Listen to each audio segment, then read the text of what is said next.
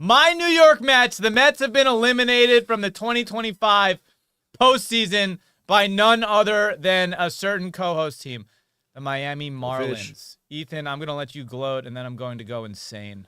Dude, I would have bet my life on this. I mean, like, the Mets fumbling the bag against the Marlins is what we're all known for. And also, my favorite part about beating the Mets is watching Pete Alonso go, yeah, I'm out of here, right after the game. He didn't even last an hour before he left that team. It was great to watch that team fumble. A payroll that they have one player on the team making more than our entire team, and we still spanked that ass. I loved it. It's actually gross because I don't even think you as a Marlins fan can name 3 Marlins players. Like, that's how bad the Marlins are. 20. And it's absolutely disgusting that the Mets, all they had to do to make the playoffs was win 2 out of 3 games against the low-level Marlins. 2 of 3, that's all they had to do. They controlled their own destiny. The Reds, by the way, lost to the Brewers yesterday. The Reds lost. So we tied the Reds. And by the way, 3 weeks ago, we lost a series to the Reds. So had we won that series, we wouldn't even be in this position. The Mets had the best record in baseball, 45-24, 5.5 game lead in the NL East, on a 6-game win streak, lowest ERA in MLB, 4th highest OPS in MLB on June 12th.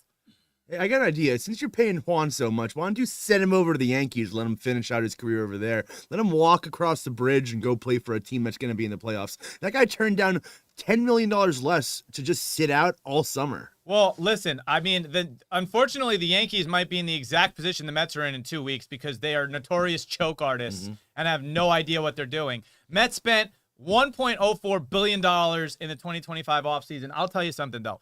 Going into the Mets season, there was a lot of optimistic Mets fans. When we got Soto, don't get me wrong, I'm not going to act like I wasn't happy. Great. I'm so happy for Soto. But when we got him, I wasn't like, wow, we're a World Series contender right now because our pitching staff was an absolute joke. We made no moves to get an ace. All right? Senga is not an ace. He's a 3rd starting pitcher. And by the way, he got optioned down to AAA Syracuse a month ago, proving my point even more. Somehow, some way, the Mets in the first 60 days of baseball put together the best ERA ever in they had the best ERA in baseball with ragamuffin, piece together and sew them together rotation. It was an absolute joke. All we had was the best closer in baseball. Every other reliever we had was an absolute joke. At the trade deadline, we made the worst moves ever. And by the way, we traded for 2 relievers, Ryan Helsley, who needs to be sent to an El Salvadorian prison with whoever else we were talking about earlier on this show. Holy shit, Adonai Mitchell and Helsley should be destined to live together. This guy has Hell's Bells as his walkout music, and the fact that they would play that for this guy is a joke. He came out, he lets up 3 runs in the 8th inning every single time. I hate that guy so much. Worst moves ever by a GM. The GM needs to get fired. I'm pretty sure Mendoza needs to get fired too. This is a absolute colossal, the largest collapse. The Mets had a similar collapse in 2007. We had a 7.5 game lead on the Phillies with 15 games left. And we lost that lead and missed the playoffs. The Phillies went on to win the World Series the following year. They're saying that this is worse than that. I don't know if I agree with that because our pitching staff was so fucking garbage that, listen, Pete Alonso, 8 minutes after the game, announced that he was entering free agency. Literally, I looked at my phone and it said 8 minutes ago, Pete Alonso announced that he's entering free agency. And by the way, he entered free agency last year, so this doesn't mean he's off the team. But the only players I think the Mets need to keep are Edwin Diaz, their closer, Francisco Lindor, and Juan Soto. And they need to get rid of every other player, get rid of the manager, get rid of the GM.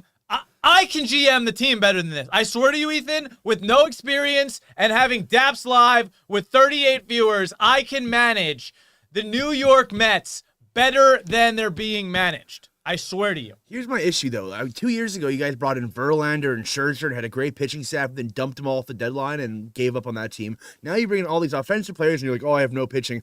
The best Mets are the Mets with nobody on it. Like that last year Mets, where it was pretty shitty, you guys made the playoffs. You guys will always underperform or overperform, but you'll never do as par as what you should be doing. You are 100% right. When the Mets are supposed to win, they don't. When the Mets aren't supposed to win, they do. And it's a shame because, I mean, if we had done what we were supposed to do, and which was sign 2 elite starting pitchers, and we signed 0, and we signed a bunch of horrible pitchers, by the way. Absolute joke. We have this kid, McLean, who came up, who looked like the nastiest pitcher in baseball, and I was excited. Oh, maybe this kid can be he can spin the ball against the Dodgers and get 1 win. We're not going to get to see that. Now the Reds are going to play the Dodgers. Nobody wants to watch the Reds play the Dodgers, by the way. There's not one person in this country outside of Ohio who wants to watch the Reds play the Dodgers in the game of baseball. It's an absolute joke.